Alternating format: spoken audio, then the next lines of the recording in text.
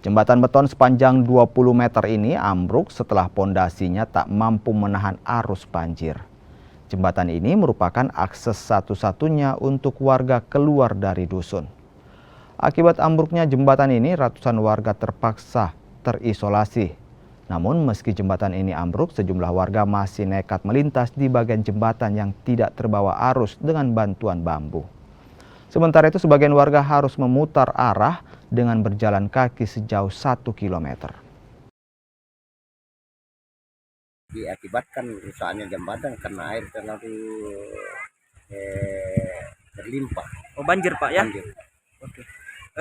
Apakah ini merupakan akses utama masyarakat Akses, di desa ini? boleh dikata satu desa, Berapa dusun yang terdampak ini Pak? 2 dusun. 2 dusun. Berarti ini jalan utama ke 2 dusun Pak ya? Iya, jalan utama ke 2 dusun. Iya. Apakah ini setelah terputusnya jembatan ini Pak, bagaimana akses masyarakat menuju ke kota atau kantor kecamatan atau ke Ya, kelurahan? boleh dikata apa namanya? Tertutup. Kecuali ya diambil lah begini kan, Berarti aktivitas masyarakat di sini Pak terhambat ya? ya terhambat.